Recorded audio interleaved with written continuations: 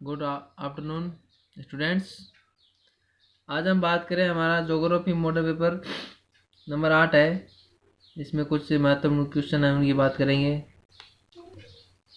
देखो स्टूडेंट्स, आपको इन प्रश्नों को लेकर नहीं बैठना, आपको बस इनका फटाफट रिवीजन करना है। तो चलिए बात करते हैं। पहला क्वेश्चन है, विश्व का सबसे बड़ा इस्पात उत्पादक देश कौन सा है? तो विश्व का जो सबसे बड़ा इस्पात उत्पादक देश है वो चीन है। और चीन में भी जो चीन का जो मंचूरिया क्षेत्र है वो विश्व का सबसे बड़ा इस्पात उत्पादक क्षेत्र है। नेक्स्ट क्वेश्चन है, WTO का मुख्यालय कहाँ है? WTO वर्ल्ड ट्रेड ऑर्गेनाइजेशन, विश्व व्यापार संगठन का मुख्यालय कहाँ है? तो विश्व व्यापारिक संगठन का जो मुख्यालय है वो जेनेवा स्विट्जरलैंड में है। जो विश्व व्यापार संगठन की जो स्थापना हुई थी वो 1994 में।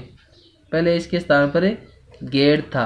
ये गेट के स्थान पर WTO की स्थापना की गई। वर्ल्ड में जितने भी जो व्यापारी के समझौते होते हैं या जो व्यापार की प्रतिक्रिया होती है वो उनकी जो देखभाल का जो कार्य है वो WTO द्वारा किया जाता है।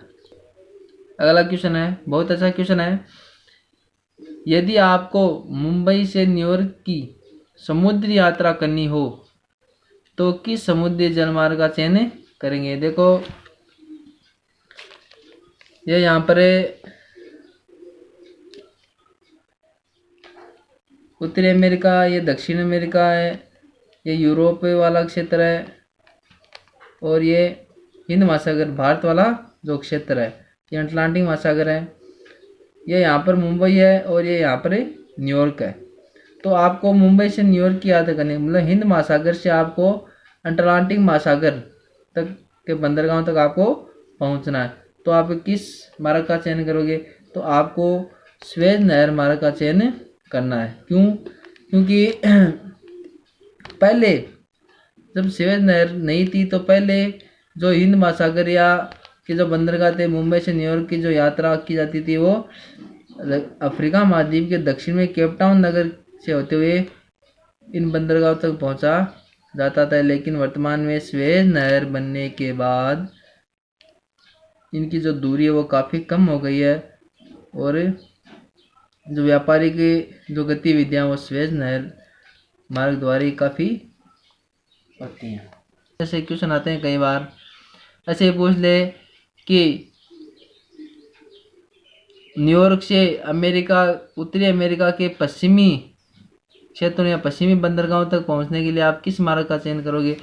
तो पहले जो जहाज थे वो दक्षिण अमेरिका के नीचे की तरफ मेगलन जो जल संधि थी उसे होकर गुजरते थे पश्चिमी क्षेत्रों तक। लेकिन वर्तमान में पनामा नहर बनने के बाद ये पनामा नहर को पार करते हुए पश्चिमी बंदरगाहों तक पहुंचते हैं। तो आपको पनामा नहर बंदरगाह का चयन करना है।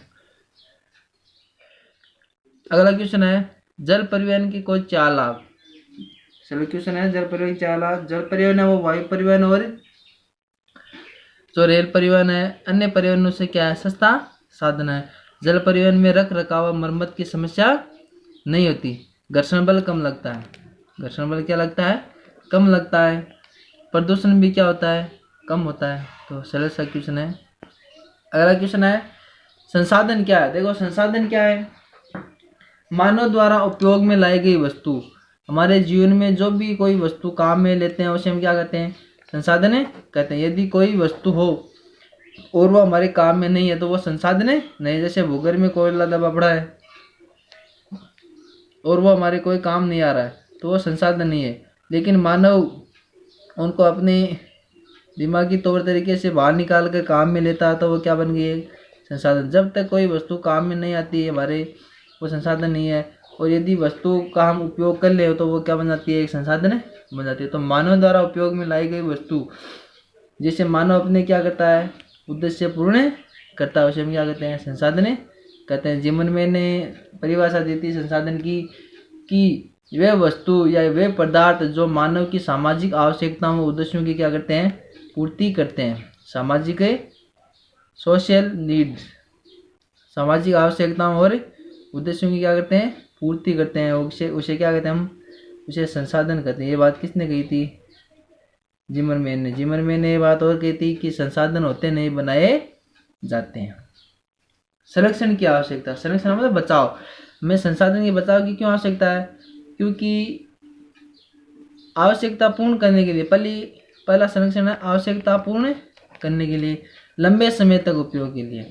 हम संसाधनों को इसलिए बचाना चाहते हैं कि ताकि हम उनका लंबे समय तक उपयोग कर सकें। आने वाली पीढ़ियों के लिए, मतलब आने वाली जो भविष्य में जो पीढ़ियाँ, उनके लिए भी संसाधन संरक्षण आवश्यकता, क्योंकि वे भी अपना जीवन में उद्देश्यों की पूर्ति और सामाजिक आवश्यकताओं को उनको भी क्या करनी है, पूर्ति करनी है। तो आने वाली पीढ़ियों के लिए भी संसाधन बचाना क्या है, आवश्यक है। नेक्स्ट क्वेश्चन है साक्षरता को प्रभावित करने वाले कारक। अच्छा क्वेश्चन है, तो साक्षरता को कौन कौन से कारक प्रभावित करते हैं? पहला कारक है नगरीकरण का स्तर, कि नगरों में जो साक्षरता का जो स्तर है वो काफ़ी ऊंचा है, ग्रामीण क्षेत्रों में जो साक्षरता का स्तर वो कम है। तो नगरीकरण का स्तर साक्षरता को प्रभावित करता है। सरकारी नीतियाँ, कई बार सरकार शिक्षा के अन्य मतलब तो नियम निकाल देती है जो विद्यार्थियों के पक्ष में होते हैं, लेकिन कई बार सरकार की जो नीतियाँ वैसी होती हैं जो उनके पक्ष में नहीं होती, तो वो भी कारक साक्षरता प्रभावित करता है। महिलाओं की सामाजिक स्थिति, महिलाओं की समाज में स्थिति कैसी है, या कई जो प्राचीन परंपराएं हैं वो अभी है या नहीं, तो वो सामाजिक स्थिति भी उन पर क्या करती है, साक्षरता को प्रभावित करती है। नेक्स्ट क्वेश्चन है सीढ़ी नुमा अधिवास कहाँ पाए जाते हैं? तो सीढ़ी नुमा जो अधिवास है वो पर्वतीय भागों में पाए जाते हैं। आपको पता है कि सीढ़ी नुमा जो खेत बनाकर या जो अधिवास बनाकर रहते हैं लोग, वो पर्वतीय भागों में बनाकर ही रहते हैं। पर्वतों को काट काट कर सीढ़ी नुमा बनाए जाते हैं। तो सीढ़ी नुमा जो अधिवास है वो हिमालय है, रॉकीज है, एंडीज है, आल्प्स है और एटलस जैसी जो महान पर्वत श्रृंखलाएं हैं वहाँ पर पाए जाते हैं। नेक्स्ट क्वेश्चन है, मोस्ट क्वेश्चन है अंतर्राष्ट्रीय व्यापार की हानियाँ। अंतर्राष्ट्रीय व्यापार क्या होता है? एक देश से दूसरे देश में आया जो निर्यात किया जाता है वो अंतर्राष्ट्रीय व्यापार कहलाता है। तो अंतर्राष्ट्रीय व्यापार से क्या हानियाँ आती हैं? पहली हानि है देश का एकांकी विकास। अंतर्राष्ट्रीय व्यापार से देश का एकांकी विकास होता है। एकांकी मतलब एक तरफा विकास होता है। संसाधनों का अधिकतम विद्वान, हमारे देश में जो संसाधन है उनका अधिकतम क्या हो जाता है, विद्वान होने लगता है संसाधनों की, जिससे संसाधनों की क्या होने लगती है, कमी होने लगती है। बेरोजगारी की समस्या बढ़ने लगती है। बेरोजगारी की समस्या मतलब क्योंकि अधिकतम संसाधनों का उपयोग होगा विद्वान होगा, तो बेरोजगारी की समस्या बढ़ने लगेगी। आत्मनिर्भरता का अभाव आने लगेगा। अब आत्मनिर्भरता का अभाव का मतलब है कि जब हमें जो लोग आयात करेंगे या जो निर्यात, कोई वस्तु हम निर्यात करेंगे, तो अधिकतर अंतर्राष्ट्रीय व्यापार पर ही लोग क्या हो जाएंगे, निर्भर हो जाएंगे, जिससे आत्मनिर्भरता नहीं बन पाएगी, लोग अपना विकास नहीं कर पाएंगे। नेक्स्ट क्वेश्चन है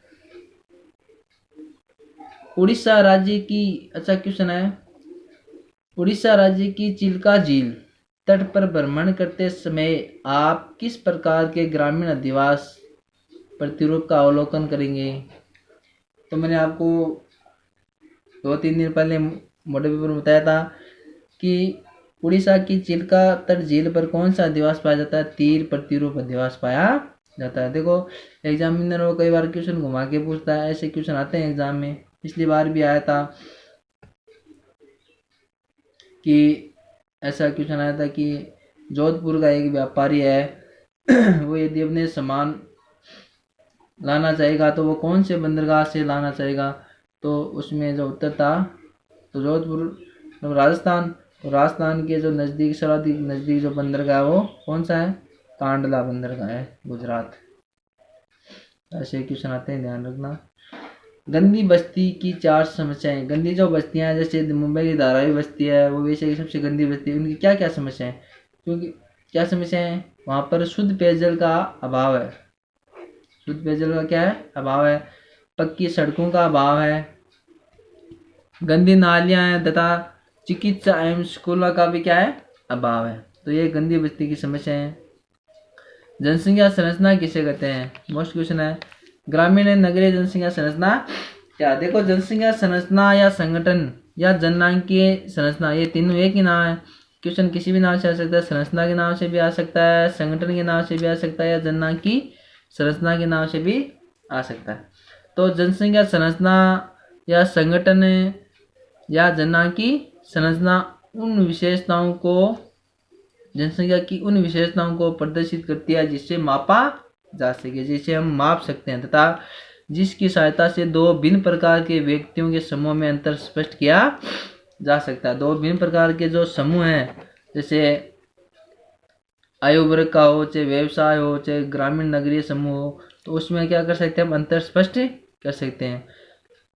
जनसंख्या संरचना के अंतर्गत हम किन किन बातों का अध्ययन करते हैं। आयु वर्ग, आयु वर्ग मैंने आपको बताया था कि 0 से 14 बाल आयु वर्ग है, 15 से 59 है वो वृद्ध आयु वर्ग है, युवा आयु वर्ग है, और 60 से 59 से जो ऊपर है वो किस में आते हैं, वृद्ध आयु वर्ग में आते हैं। स्त्री पुरुष अनुपात, स्त्री पुरुष अनुपात का मतलब लिंगानुपात, प्रति 1000 पुरुषों पर स्त्रियों की संख्या निकाली जाती है। लिंगानुपात का अध्ययन भी होता है इसमें। जनसंख्या संरचना में आयु वर्ग का अध्ययन होता है। व्यवसाय, व्यवसाय 5 प्रकार के, प्राथमिक व्यवसाय, द्वितीय, तृतीय, चतुर्थ, पंचम। ग्रामीण और नगरीय जनसंख्या, भाई कितनी ग्रामीण जनसंख्या, कितनी नगरीय जनसंख्या, वर्तमान में कितने प्रतिशत, कौन से महाद्वीप में ज़्यादा नगरीय जनसंख्या, कौन से महाद्वीप में ग्रामीण जनसंख्या ज़्यादा है, इनका अध्ययन किया जाता है किसमें, जनसंख्या संरचना में। साक्षरता, 7 वर्ष या उससे अधिक जो पढ़े लिखे लोग जो समझ सकें, दूसरों को भी समझा सकें, उसे हम क्या कहते हैं, साक्षरता, लिटरेरी कहते हैं, साक्षरता कहते हैं। इसका अध्ययन भी किसमें किया जाता है, जनसंख्या संरचना में किया जाता है। तो आपको ये ध्यान रखना है। अब देखो ग्रामीण नगरीय जनसंख्या, क्या ग्रामीण जनसंख्या मैंने आपको पहले बताया था कि जिन क्षेत्रों की अर्थव्यवस्था प्राथमिक व्यवसायों पर निर्भर करती है, जैसे कृषि करना, पशुपालन करना, उसे हम क्या कहते हैं, ग्रामीण जनसंख्या कहते हैं। नगरीय जनसंख्या, जिन क्षेत्रों की जनसंख्या 75% से अधिक जो जनसंख्या वो गैर कृषि कार्य, गैर कृषि कार्यों में जैसे व्यापार है, उद्योग धंधे हैं उनमें, या सेवा संबंधी सेक्टर है उसमें लगे, उसे हम क्या कहते हैं, नगरीय जनसंख्या संरचना कहते हैं। अब देखो विश्व में नगरीय और ग्रामीण जनसंख्या का क्या प्रतिरूप है। देखो विश्व की जो 50% जनसंख्या वो नगरों में निवास करती है। विश्व की 50% से अधिक जो जनसंख्या वो कहाँ निवास करती है, नगरों में निवास करती है। प्रतिवर्ष 6 करोड़ विश्व की नगरीय जनसंख्या में क्या होती है, वृद्धि होती है। मतलब प्रतिवर्ष पूरे विश्व में जो नगर हैं उनमें 6 करोड़ में जनसंख्या में क्या होती है, वृद्धि होती है। सर्वाधिक जो ग्रामीण जनसंख्या एशिया और अफ्रीका महाद्वीप में निवास करती है। सर्वाधिक जो ग्रामीण जनसंख्या कौन से महाद्वीपों में, एशिया और अफ्रीका में 38%। और सर्वाधिक जो नगरीय जनसंख्या वो अमेरिका और यूरोप महाद्वीप में निवास करती है, 75% से भी अधिक। छोटा क्वेश्चन आता है कि सर्वाधिक नगरीय जनसंख्या वाला महाद्वीप अमेरिका, जैसे पूछे सर्वाधिक नगरीय जनसंख्या वाला देश, आपको लिखना यूएस से, बाद में आता है यूरोप। नेक्स्ट क्वेश्चन है, विश्व के मानचित्र में प्रमुख स्थानों का आपको दर्शाना है। तो पहला स्थान है संघाई। संघाई जो क्षेत्र है वो चीन का प्रमुख क्षेत्र है, प्रमुख शहर है संघाई। सैंटियागो, सैंटियागो जो क्षेत्र है चिली की राजधानी है सैंटियागो। कई किताबों में सांटियागो नाम भी दिया होता है इसमें। रूर, रूर जो क्षेत्र है, रूर वेस्टफैलिया जर्मनी का जो क्षेत्र है, रूर जर्मनी में है। ब्यूनस आयर्स, ब्यूनस आयर्स वो अर्जेंटीना की राजधानी है, अर्जेंटीना की राजधानी है Buenos Aires. Sydney, Sydney Australia का एक प्रमुख शहर है। मेलबोर्न, ऑस्ट्रेलिया, ये भी ऑस्ट्रेलिया का प्रमुख शहर है मेलबोर्न। इनका आप नाम को ध्यान में रखना है। संघाई चीन में है, सैंटियागो चिली की राजधानी है, दक्षिण America, Ruhr Germany, Buenos Aires Argentina की राजधानी है, सिडनी ऑस्ट्रेलिया, मेलबोर्न भी ऑस्ट्रेलिया। नेक्स्ट क्वेश्चन है, भारत के मानचित्र में प्रमुख क्षेत्रों का आपको दर्शाना है। कुछ लोहे उत्पादक क्षेत्र हैं, कुछ बंदरगाह हैं, या कुछ तेल रिफाइनरीज हैं, तो आपको दर्शाना है। जरिया, जरिया जो क्षेत्र है वो झारखंड में है, जो कोयला उत्पादन के लिए प्रसिद्ध है। कोयले के लिए प्रसिद्ध है क्या, कौन सा क्षेत्र, झरिया, झारखंड, जय जैसे याद रखना। शिमोगा, शिमोगा जो क्षेत्र है वो कर्नाटक में लौह उत्पादक क्षेत्र है। शिमोगा कर्नाटक में है लौह उत्पादक क्षेत्र। विशाखापट्टनम आंध्र प्रदेश में प्रमुख बंदरगाह है। विशाखापट्टनम प्रमुख क्या है, बंदरगाह है, आंध्र प्रदेश में है। कोयली है, कोयली गुजरात में। तेल शोधनशाला, तेल शोधनशाला क्या होती है, जहाँ पर अशुद्ध जो तेल है उसको क्या कहता है, शुद्ध किया जाता है, वो तेल शोधनशाला। बरौनी, बरौनी जो रिफाइनरीज है वो बिहार में है। बरौनी जो रिफाइनरी कहाँ है, वो बिहार में है। निम्नलिखित पर टिप्पणी लिखना आपको। जैविक कृषि है, रोपण कृषि है, दहन कृषि है, कर्तन कृषि है, कैनेडियन पैसिफिक रेल मार्ग, इन 4 बिंदुओं पर आपको टिप्पणी लिखनी है। पहला जैविक कृषि। तो जैविक कृषि क्या होती है, जिसमें जीव जंतुओं की खाद का उपयोग किया जाता है। ये जो खाद है वो घर पर ही बनाई तैयार की जाती है, पानी की आवश्यकता नहीं होती, जीव जंतु व मनुष्य पर इनका कोई नकारात्मक प्रभाव नहीं पड़ता। इसमें अधिकतर भूमि क्या होती है, उपजाऊ हो जाती है, बंजर नहीं होती, उपजाऊ भूमि बनती है। उनकी भूमि की जो उपजाऊपन है वो अधिक बढ़ता है। रोपण कृषि, रोपण कृषि को हम बागाती कृषि भी कहते हैं, आपको वीडियो में बताया हुआ पहले भी। बड़े बड़े बागानों में की जाती है ये कृषि, यूरोपियन लोगों द्वारा शुरू की गई थी। चाय कॉफी रबड़ आदि के कहवा मसाले, बड़े बड़े बागान लगाए जाते हैं, मशीनों द्वारा की जाती है, अधिक पूंजी की आवश्यकता होती है। कर्तन या दहन, कर्तन या दहन कृषि, कर्तन या दहन, कर्तन या दहन कृषि को हम क्या कहते हैं, स्थानांतरित कृषि भी कहते हैं। कर्तन या दहन, दहन का मतलब जलाना, कर्तन का मतलब काटना, पेड़ों को काट कर जलाकर की जाने वाली कृषि को कर्तन या दहन कृषि या स्थानांतरित कृषि भी कहते हैं। आप ध्यान में रखना, परीक्षा में स्थानांतरित कृषि से भी आ सकता है, या जूमिंग कृषि के नाम से भी आ सकता है, या दहन या कर्तन कृषि के नाम से भी आ सकता है। कैनेडियन पैसिफिक रेल मार्ग, कैनेडियन पैसिफिक जो रेल मार्ग है वो हेलिफैक्स को वैंकूवर शहर से जोड़ता है, कनाडा में है। हेलिफैक्स को वैंकूवर से मॉन्ट्रियल है, ओटावा, विनिपेग, विश्व की सबसे बड़ी गेहूं मंडी से होकर वैंकूवर शहर तक जाता है। ज़्यादा से ज़्यादा जो मॉडल पेपर आप उनको फटाफट उनका रिवीजन कीजिए ताकि आपकी तैयारी बरकरार रहे। थैंक्स।